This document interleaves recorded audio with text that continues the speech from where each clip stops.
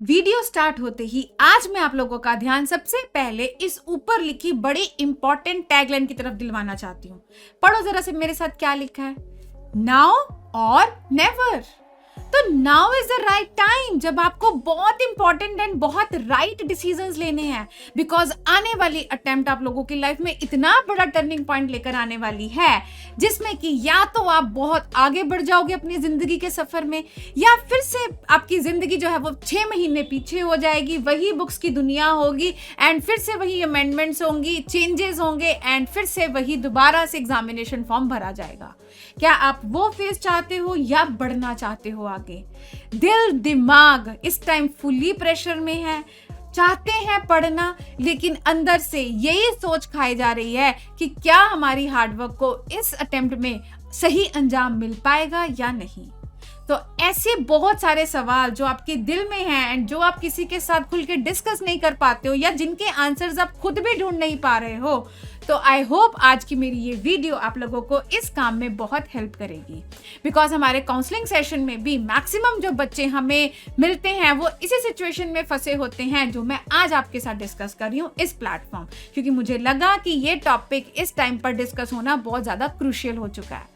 तो सबसे पहली जो सिचुएशन मैक्सिमम बच्चों की है वो ये है कि भर तो दिए हैं 2 ग्रुप, 8 के 8 सब्जेक्ट्स भी पढ़ चुके हैं, अब समझ नहीं आ रहा है कि क्या हम दोनों ग्रुप्स क्लियर कर पाएंगे, क्या हमें एक में ही अपीयर हो जाना चाहिए, क्योंकि जो एक ये हफ्ता बचा है ये भी बहुत इंपॉर्टेंट है कि आपने टाइम को डाइवर्ट जो है करना है वो किस सब्जेक्ट्स की तरफ ज़्यादा करना है, किस में आपको ज़्यादा टेंशन देने की ज़रूरत है। 8 में बंट गया तो भी पता नहीं पास होंगे या नहीं, 4 में लगा दिया तो शायद ग्रुप निकल जाए। अगर ऐसी सिचुएशन है तो मेरी बातों को ध्यान से सुनना। देखो, अगर तो आपकी सिचुएशन ये है कि आपको लगता है कि 8 के 8 सब्जेक्ट्स में हम पास तो हो जाएंगे, लेकिन बेटा पास होने से बात नहीं बनने वाली, हमें टारगेट स्कोर जो है वो एग्रीगेट का भी तो कवर करना है। 40-45 नंबर लेके पर सब्जेक्ट भी हम फेलियर कैटेगरी में ही स्टैंड करेंगे, क्योंकि एग्रीगेट का स्कोर काफी हाई है उसके हिसाब से। तो अगर आपको लगता है कि एग्रीगेट नहीं मीट अप हो पाएगा, फिर आप उस ग्रुप की तरफ ध्यान दो जो आपका स्ट्रांग है। मैं सच बोल रही हूँ, ये ही राइट डिसीजन रहेगा। मतलब आप इस जोश में आके कि हमने भरे 2 हैं, हम अपीयर 2 में होंगे, तो आप एक बार मेरे साथ जरा टाइम एनालाइज करके देखो। मान लीजिए मैं आपको विंडो की तरफ लेकर चलती हूँ, स्टडी विंडो, तो आपको थोड़ी सी पिक्चर ज्यादा क्लियर होगी। देखो, अगर कोई बच्चे ऐसे हैं जिनको लगता है कि उनका ग्रुप 1 स्ट्रांग है, राइट, तो फर्स्ट ग्रुप स्ट्रांग है तो अच्छी बात है, ये तो देना ही देना है फिर। एंड सेकंड ग्रुप में होल्ड थोड़ी सी कम है तो भी कोई प्रॉब्लम नहीं, इसमें भी अपीयर हो जाओ, क्योंकि हमारा जो गारंटेड ग्रुप है वो तो ये है ना। इस सेकंड ग्रुप ने इसका मतलब ग्रुप 1 के ऊपर असर नहीं डालना। आप तसल्ली से इस वीक को ग्रुप 1 के नाम करो, ग्रुप 2 में अपीयर हो जाओ, देखा जाएगा जो होगा, लेकिन गारंटी लेकर चलो कि इसमें तो पक्का पास होना ही है। अगर सिचुएशन है ऑपोजिट, अगर आपको लगता है कि आपका ग्रुप 2 जो है ये स्ट्रांग है एंड ये ग्रुप 1 अभी इतना स्ट्रांग नहीं है या इस पे ज्यादा होल्ड नहीं है, तो फिर मैं आपको बोलूंगी कि go for group 2 only. Why? Because पहले डेट शीट के हिसाब से आपके होने हैं ग्रुप 1 के पेपर, 4 पेपर मतलब 8 दिन आप इसके नाम करोगे। तो इसके नाम करोगे तो जो ग्रुप 2 था आपका, जो स्ट्रांग था, वो कहीं ना कहीं पीछे रह जाएगा, क्योंकि 8 दिन में पूरी जो माइंड की अटेंशन ग्रुप 1 की तरफ लग जाएगी, तो ग्रुप 2 ऑटोमेटिकली उसमें होल्ड जो है वो आपकी थोड़ी सी वीकर फील होगी आपको, क्योंकि ये पेपर भी आप प्रेशर में दोगे कि पता नहीं पास होंगे या नहीं, इस पे भी असर डालोगे जो कि आपको लगता था कि आप पास हो सकते हो।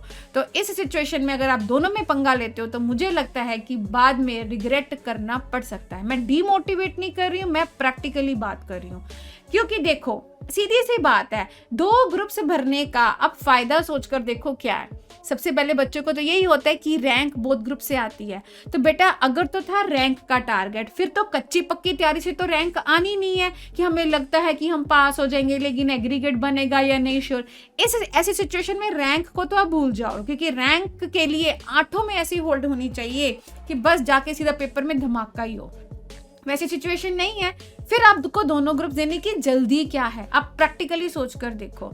अगर आप इंटरमीडिएट के स्टूडेंट हो एंड अगर आप सिंगल ग्रुप करके भी सीए के पेपर को क्लियर कर रहे हो, तो भी आपकी फाइनल की अटेम्प्ट वहीं की वहीं खड़ी है, बिकॉज आपको पता है कि जो आपकी ट्रेनिंग है वो ग्रुप 1 क्लियर करते ही स्टार्ट हो जाएगी एंड उसके बाद ग्रुप 2 की अटेम्प्ट उसी ड्यूरेशन के अंदर आएगी एंड फाइनल की अटेम्प्ट वहीं की वहीं खड़ी है। तो सीए तो लेट हुई ही नहीं, तो फिर क्या जरूरत पड़ी है कि अपनी जो कच्ची पक्की सिचुएशन को ट्राई देने की, है ना? मतलब आप सोच कर देखो कि जो रिग्रेट की फीलिंग होती है ना, वो इतनी गंदी फीलिंग है ना, मतलब एक जो काश वर्ड ना, हाय काश मैं सिंगल ग्रुप भी दे देता, काश मैं ऐसा कर लेता, तो उस काश का कोई हल नहीं है, ठीक है ना? टाइम हाथ से निकल चुका होगा, सिर्फ रिग्रेट रह जाएगा एंड रिग्रेट वाली फीलिंग के साथ मतलब उसके बाद पढ़ाई करना आप सोच कर देख सकते हो कि कितना बुरा लगेगा, है ना?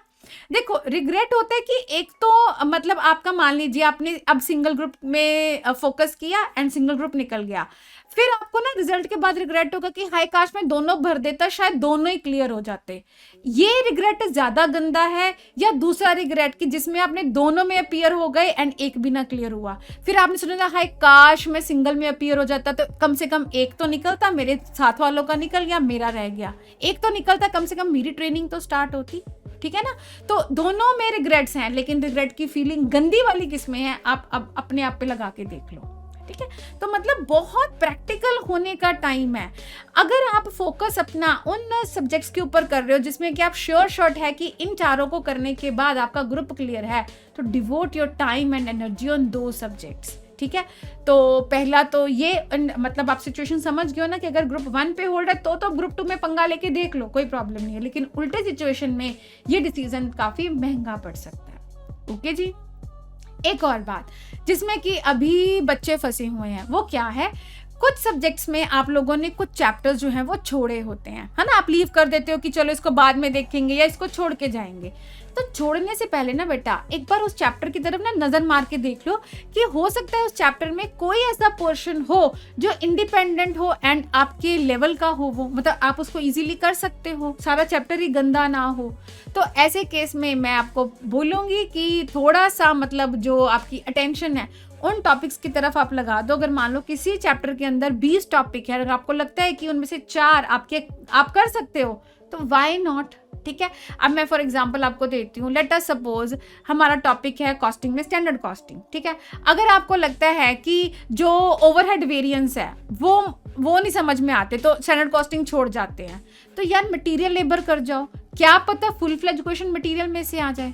तो मतलब छोड़ने से पहले ना एक बार एनालाइज कर लेते हैं सिचुएशन को कि इसमें से कुछ क्या मैं कर सकता हूँ या नहीं।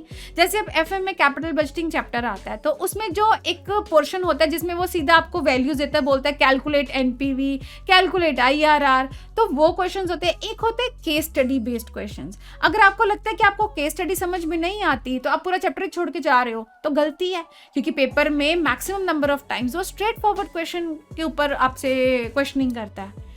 छोड़ने से पहले भी ना एनालाइज कर लो, क्योंकि बार बार पेपर देने से बेटर है कि अब थोड़ा सा टाइम और जाग लिया जाए, थोड़ा सा टाइम और लगा लिया जाए, बाद में रिग्रेट्स का जो एक वो जो वर्ड है वो आपकी डिक्शनरी में से गायब हो जाए, ठीक है ना? तो मतलब ये 2 मुद्दे जो मुझे लगा था कि बहुत इंपॉर्टेंट है, एक जो मैंने आपके साथ ग्रुप्स का डिस्कस किया एंड एक कि चैप्टर छोड़ के जा रहे हैं, क्या हम ठीक कर रहे हैं? तो ठीक तो कर रहे हो, ठीक है, क्योंकि आपके पास चॉइस होती है, लेकिन if you can put extra efforts to cover few topics from that chapter तो यू शुड, ठीक है ना?